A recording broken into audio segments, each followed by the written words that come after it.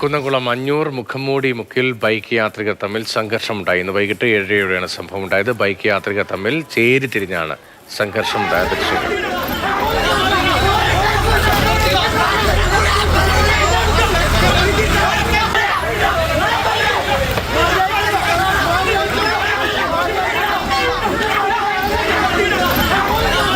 വലിയ തോതിലുള്ള മർദ്ദനം, അക്രമമാണ്.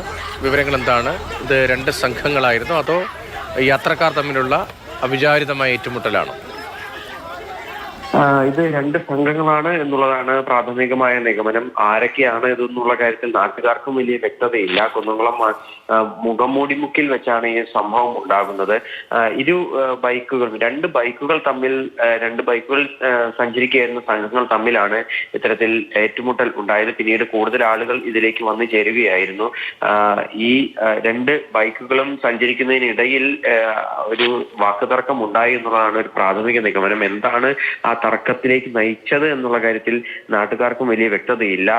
ഈ ഒരു ബൈക്ക് ആദ്യം ഓവർടേക്ക് ചെയ്തു പോയി. അതിനുശേഷം കുറച്ച് കഴിഞ്ഞ് ഈ വാഹനം തന്നെ തിരിച്ച് വന്നു.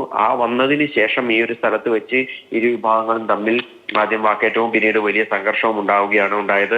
നമുക്ക് ആ ദൃശ്യങ്ങളിൽ നിന്ന് തന്നെ വ്യക്തമാണ് എത്രത്തോളം വലിയ മർദ്ദനമാണ് പരസ്പരം നടത്തുന്നത് എന്നുള്ളത്. നാട്ടുകാർ ഉണ്ട് എങ്കിൽ പോലും വലിയ തോതിൽ അവർക്ക് ഇടപെടാനും ഒരു ഭയമുണ്ട്. കാരണം ഇത് ഏത് തരത്തിലുള്ള സംഘമാണ് എന്നുള്ള കാര്യത്തിലും അവർക്കൊരു വ്യക്തത വന്നിട്ടുണ്ടായിരുന്നില്ല. എന്തായാലും ആരും ഇതുമായി ബന്ധപ്പെട്ട് നിലവിൽ പോലീസിൽ പരാതി നൽകിയിട്ടില്ല. പക്ഷേ പോലീസ് ഇതുമായി ബന്ധപ്പെട്ട് അന്വേഷണം ആരംഭിച്ചിട്ടുണ്ട്. വടക്കേക്കാട് പോലീസാണ് അന്വേഷണം നടത്തുന്നത്.